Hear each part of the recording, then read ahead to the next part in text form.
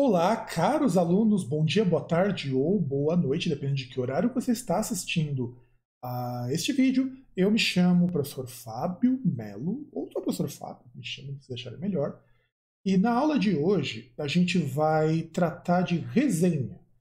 Como se faz resenha?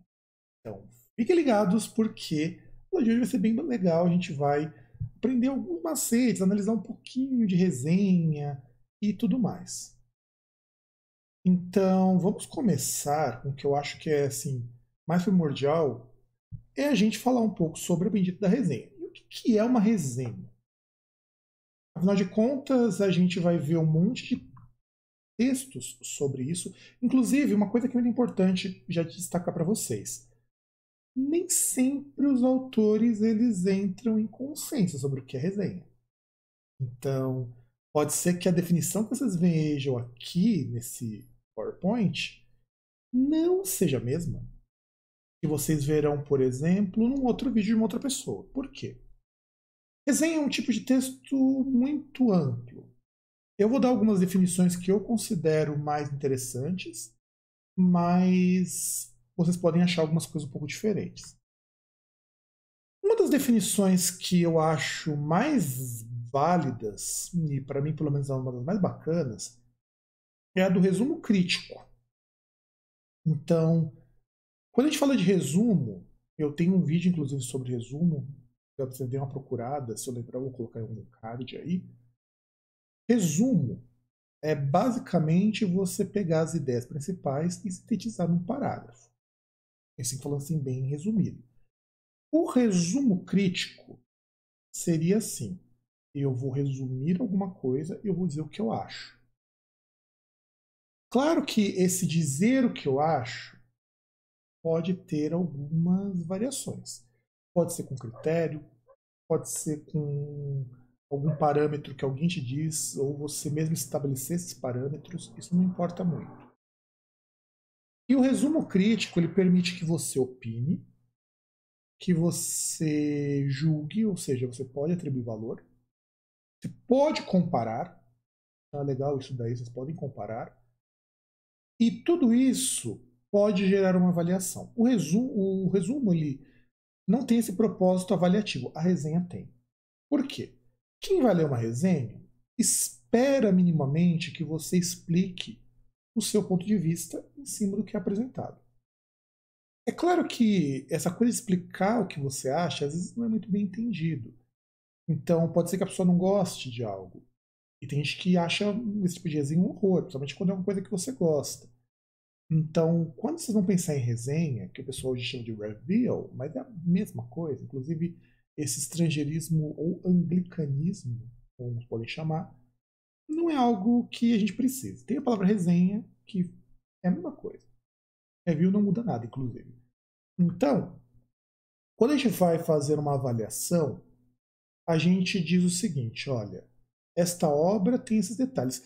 O julgamento vai depender muito do qual propósito da resenha que você for fazer. Por exemplo, se é só você destacar o que ele tem, não necessariamente você vai trabalhar com bom ou ruim. Eu, pessoalmente, não gosto muito de resenhas que digam, isso aqui é bom, isso aqui é ruim, isso aqui é uma merda. Então, eu particularmente não gosto. Por quê? É muito fácil chegar nisso. É só eu gostar ou não gostar. Agora, é difícil eu explicar, por exemplo, vamos imaginar um filme, que o filme tal tem problemas de roteiro. Então, isso não quer dizer que o filme seja bom, que seja ruim, mas que ele tem problemas de roteiro. Então, quando a gente está falando sobre isso, é muito importante que vocês ponderem um pouco sobre o tipo de resenha que vocês procuram e que vocês vão escrever. Como eu falo, eu particularmente não gosto muito dessas que totalizam entre bom e ruim. Eu acho isso daí muito pobre. E aí, aqui essa é uma observação que eu faço, que eu acho ela super importante. É super pertinente, inclusive. A primeira coisa é que a minha resenha ela parte de uma análise. Então eu vou analisar alguma coisa. E dentro dessa coisa, dessa realidade, você vai deixar para o teu leitor uma orientação. É estranho imaginar que resenhas são orientações também. Por exemplo, muita gente não gosta de ler livros ou de acompanhar filmes lendo a resenha antes, porque isso molda um pouquinho o teu gosto. A gente não foge muito disso, infelizmente isso acontece. Por outro lado, quem às vezes lê uma resenha antes de assistir um filme ou de ler um livro, consegue ter uma percepção um pouco diferente logo no começo. Então, a resenha é para isso. Em segundo lugar, vamos imaginar que você precisa fazer uma pesquisa. Você não sabe se o livro que você vai colocar no teu trabalho, na tua pesquisa, realmente é válido. Uma resenha te dá uma pista melhor. Inclusive se ele é adequado ou não. É aí que a gente entra no campo da chamada resenha acadêmica.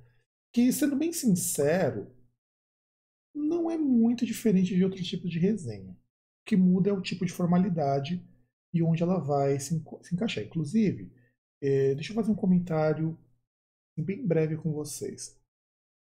Aqui eu não vou diferenciar se é uma resenha acadêmica, não acadêmica.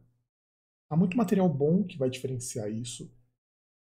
Para mim, não há diferença nenhuma entre elas, porque na prática é você ler algo, analisar e dizer o que você acha. É claro que o você dizer o que você acha depende de quais referenciais que você vai utilizar para elaborar a resenha. Então, por exemplo, se você vai fazer uma resenha de um livro e você não conhece o autor, é diferente de quem já conhece o autor, já leu outras obras, então tem como comparar. Então, limite sempre a tua resenha no espaço do teu conhecimento para aquela obra. Se você achar que seu conhecimento não é suficiente, você precisa analisar aquilo, corra atrás de outros materiais. Isso você não vai escapar de jeito nenhum.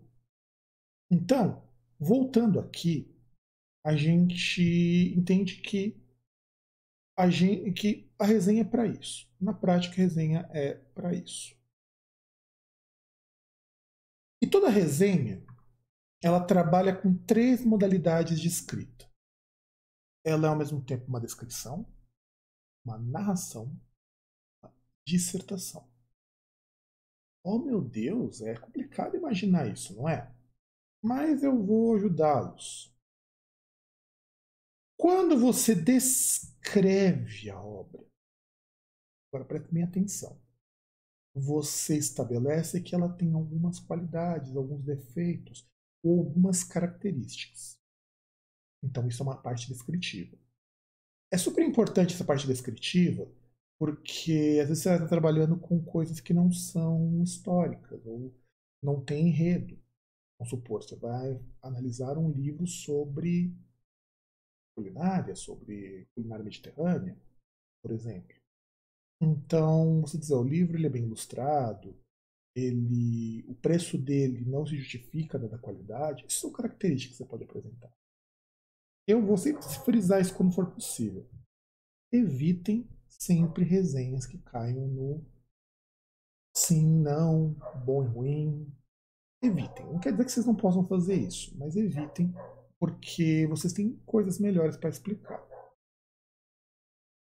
Quando você vai contar a história do material que você está analisando, você apresenta muitas vezes quem é o autor.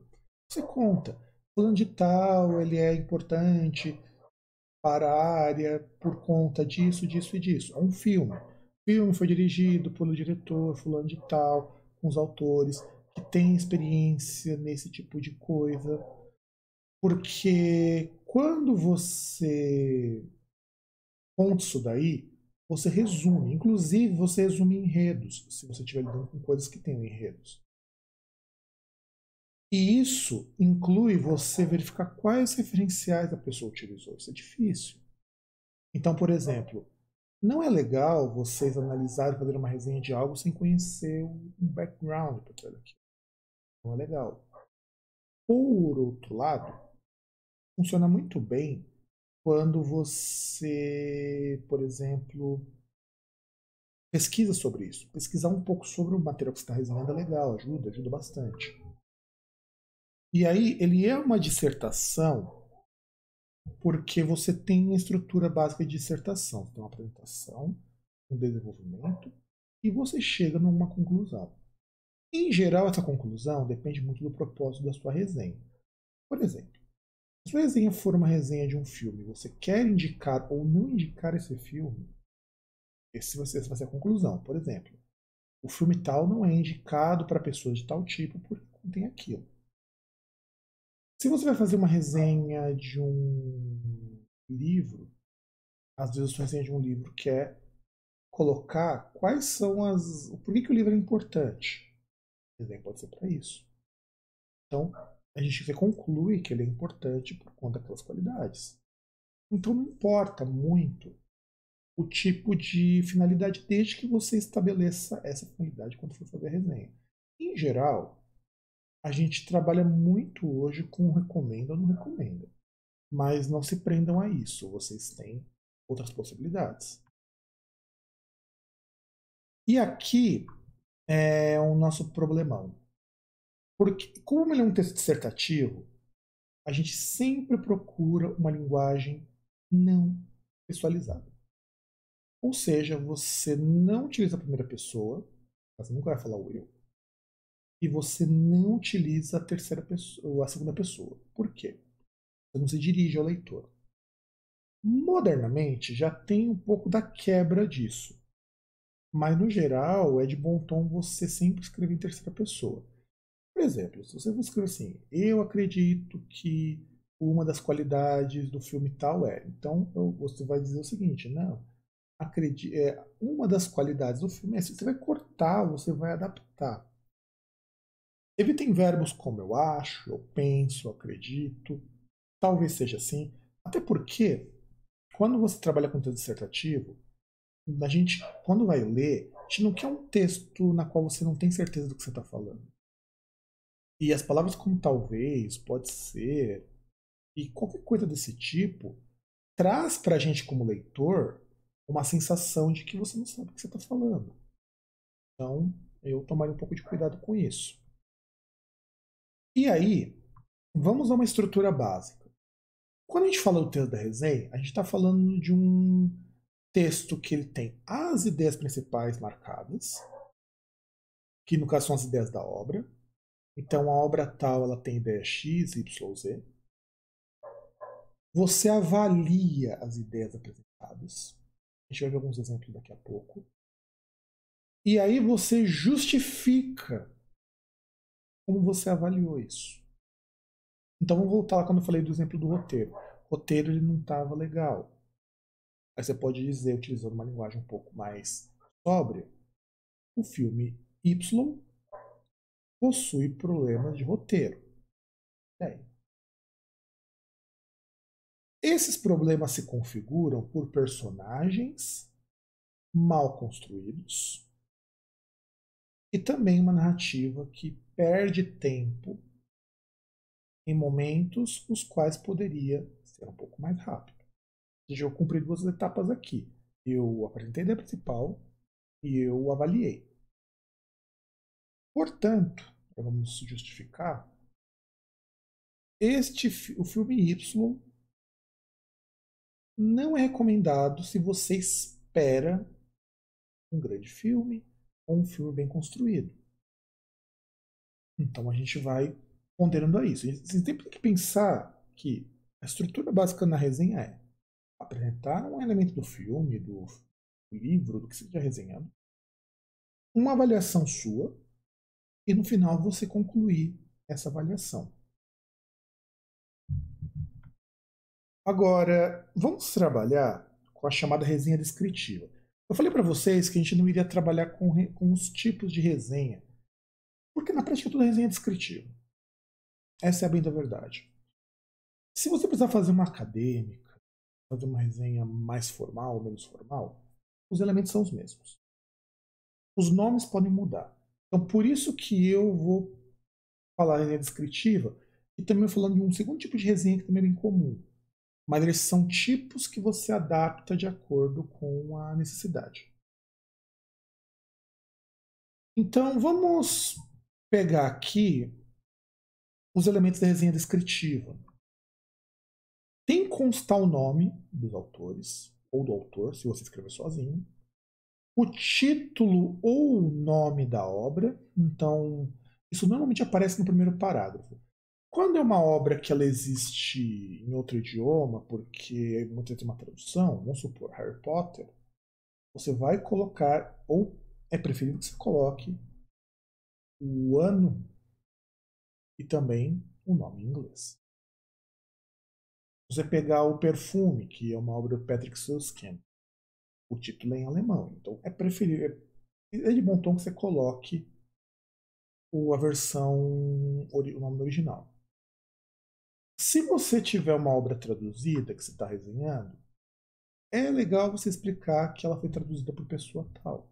Então, por exemplo, você vai ler um livro, aí você diz o livro, aí coloca o título original, escrito em 2004 e traduzido por Tânia Mara, por exemplo. Então, vocês precisam explicar quem é a pessoa que traduz na resenha. Por quê? Dependendo da obra, a tradução pode variar. Por exemplo, obra de domínio público. Se você pensar que a obra de domínio público o custo é zero,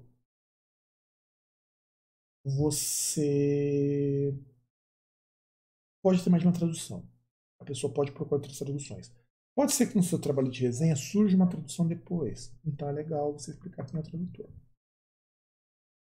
Quando você tiver um livro, você coloca a editora ou a empresa que compila, se for um filme, em que data foi publicado, ou a data de estreia.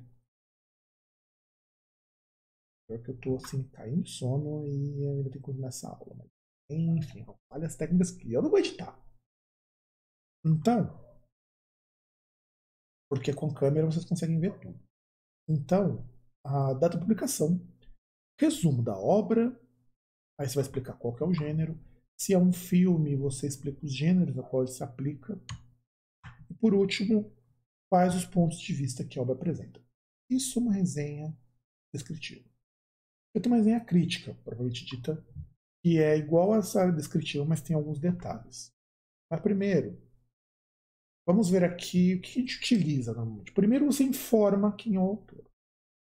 Se for uma obra cinematográfica, você fala o diretor, o roteirista, coisas.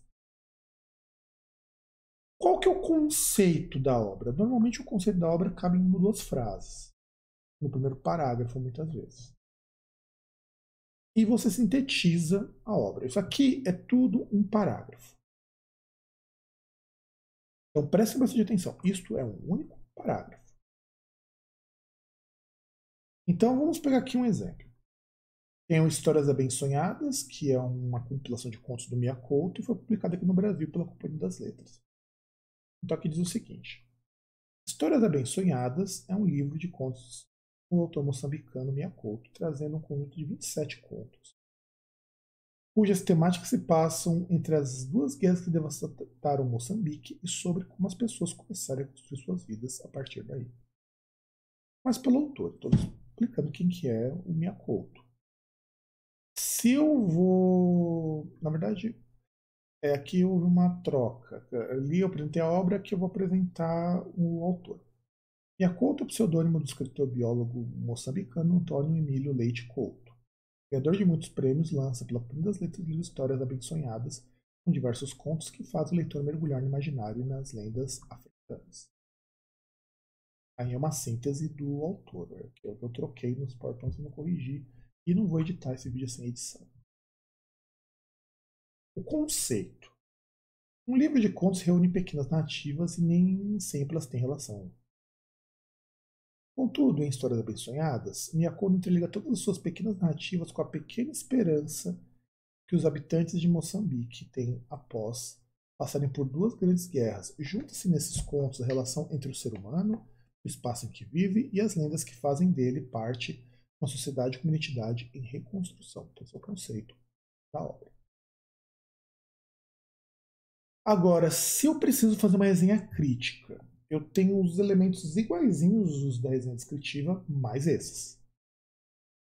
Eu vou apresentar informação sobre o autor, eu apresento um conteúdo, uma posição sintética do conteúdo, eu faço um comentário crítico sobre esse conteúdo e eu concluo algo. E qual vai ser a diferença entre uma resenha crítica e uma resenha descritiva? Na resenha crítica, a resenha muitas vezes é parecida com a ideia de fazer um artigo. Por isso que muita gente vai fazer, em termos de textos gerais, um ensaio. O ensaio é muito parecido com isso. Então, o objetivo é apresentar uma avaliação sua da obra. Então, nessa você pode se colocar. A gente recomenda que vocês não utilizem a primeira e segunda pessoa, mas nem sempre isso vai estar errado. Na descritiva, ela é para vocês apresentarem os detalhes técnicos. Normalmente, ela é uma análise para você deixar para o leitor o que ele acha. Na prática, elas vão acabar sendo muito parecidas, porque dá para você colocar elemento de um em outro. Quando a gente vai falar sobre informação de autor, a gente tem que incluir dados que sejam relevantes. Então, quando você for fazer a sua resenha, procura saber quem que é o autor do texto. Não precisa dar tantos detalhes, você não tem muita informação sobre ele. Às vezes só sabe que ele é um escritor, ou ele é um médico, ou ele foi um advogado. Isso já é bastante suficiente, porque o teu objetivo não é falar da vida do autor. Então é bem pouquinho. Então vamos pegar aqui um exemplo de uma resenha lá do Cinema em Cena. Dirigido e autorizado por Brad Bird, com as vozes de Holly Hunter, Craig T. Nelson, Sarah Vowell, Doug Milner, Samuel Jackson, Catherine Keener, Bob Odenkirk, Brad Bird, Sophia Bush, Phil Lamar, John Ratzenberger, Barry Bostwick, Adam Rodrigues, Kimberly Eder Clark, Paul Iden, Jonathan Banks e Isabella Rossellini. Então, essa aqui é a apresentação sintética, é uma introdução. Um outro exemplo agora de livro.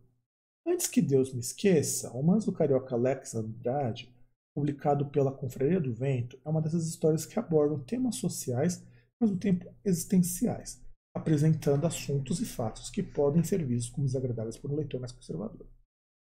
Então, essa é uma apresentação da obra, fala um pouquinho do autor, fala que ele é um autor carioca, e ponto. Quando você descreve uma obra, quando essa obra tiver personagens, você vai apresentar o detalhe do enredo, sobre personagens, de preferência os principais, o contexto de produção, o estilo do trabalho, como funciona o fluxo narrativo do texto. Então vamos ver aqui um outro exemplo. Mais uma vez, Cinema em Cena.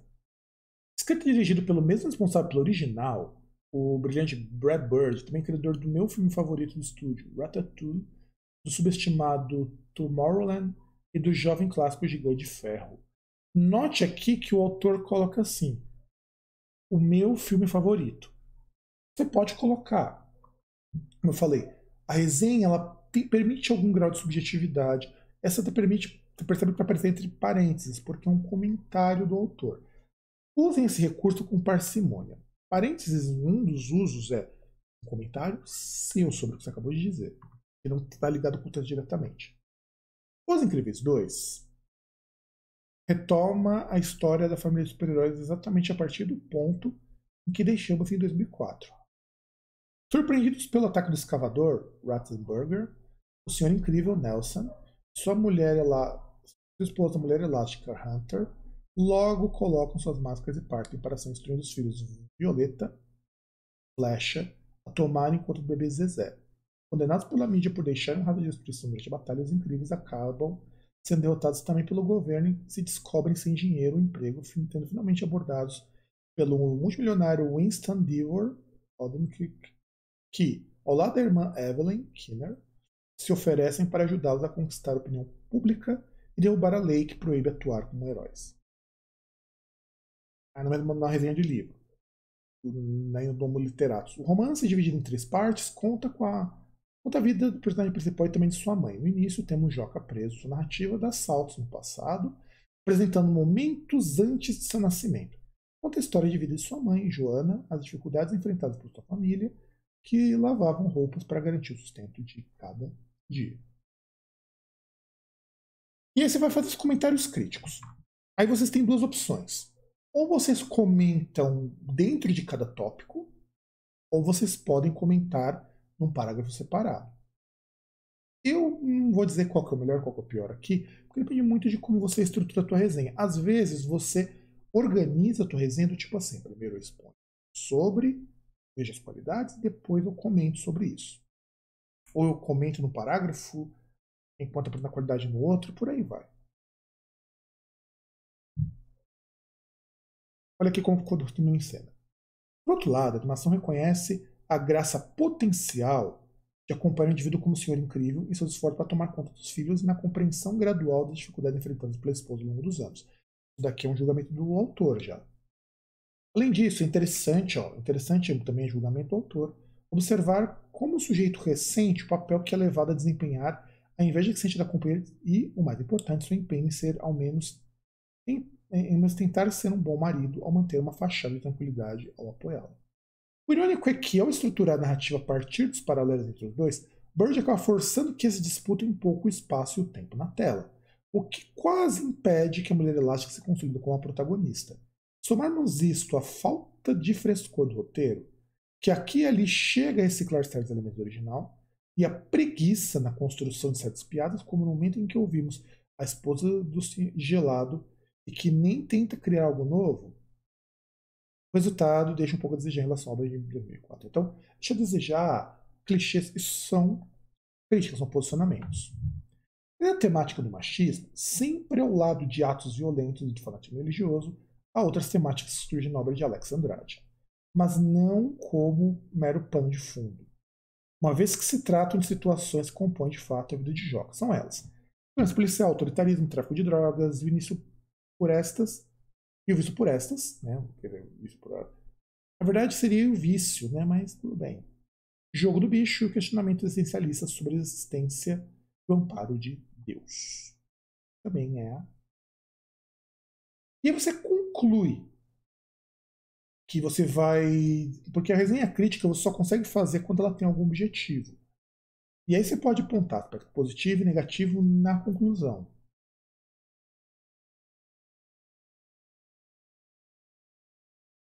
E o mais admirável é que, além de todas essas virtudes e de uma competência como entretenimento, Os Incríveis 2 ainda encontra espaço para incluir discussões importantes na sua narrativa, criticando a forma como a mídia molda a opinião pública para demonizar ou endeusar alguns e refutando quase nominalmente qualquer aproximação com os textos sociopáticos de Rand. Note aqui as referências. O autor vai procurar referências para explicar algumas coisas. Algo que, pelo visto, se tornou um ponto de honra para Brad Bird desde alguns críticos sugerindo que a escritura filosófica havia influenciado o original. Claro que, em certos momentos, o cineasta apenas atira certos tópicos ao filme sem se preocupar em expandi-los. Como no comentário passivo feito por Violeta sobre os ricos jamais são. Sobre como os ricos jamais são punidos de fato, ou mesmo trazer ao o vilão hipnotizador discussões sobre como somos prisioneiros das telas que nos cercam. A literatura de Alex Andrade é poderosa, pois consegue, em uma só obra, apresentar situações sociais que são recorrentes da realidade brasileira, mas que muitos insistem em não representar.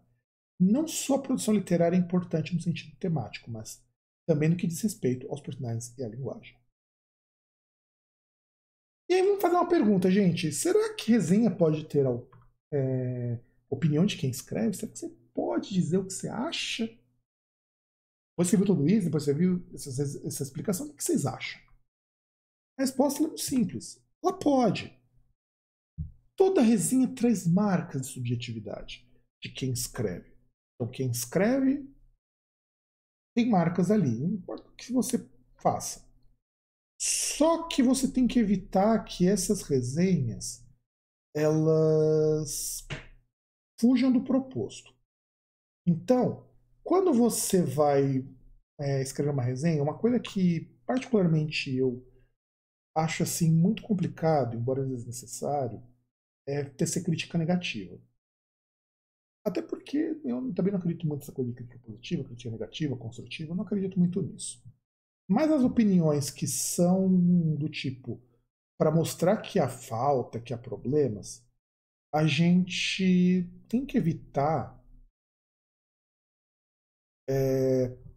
escrever de uma forma muito rude. Então, uma forma que a gente tem são o que a gente chama de expressão modelizadora. Então, parece que talvez falte, aparentemente, porque aí você está deixando claro que não é o autor o problema. Isso facilita um pouco o nosso serviço, o serviço de vocês.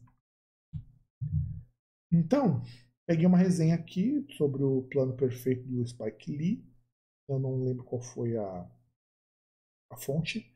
Ainda que secundárias, as piadas sobre raça dão um bem-vindo toque politicamente correto a judeus, hindus e até albaneses. O único deslize de Lee é esticar a história além da conta. Um corte de 15 minutos não faria mal ao filme. Olha bem o subjuntivo. Você poderia cortar 15 minutos do filme. Ainda assim, o plano perfeito vale o prêmio de pipoca. Quem se impressionou com o exame acurado das relações sociais familiares de dois irmãos esperava que Ratum, 5 anos depois, conseguisse se superar. Não foi o que aconteceu. Cinzas do Norte não chega a ser um mau romance, mas decepciona. Veja bem, não chega a ser, mas decepciona. Então, você ameniza. O ideal é você tentar dar uma amenizada para que a crítica de caráter mais negativo não pareça implicância sua com a obra. E aí a gente já termina aqui, né, gente? E aí vamos voltar aqui para minha cara. Então é isso. Basicamente fazer resenha é isso. Espero que vocês tenham entendido. Se tiverem alguma dúvida, fiquem à vontade para perguntar. E nos vemos na nossa próxima aula.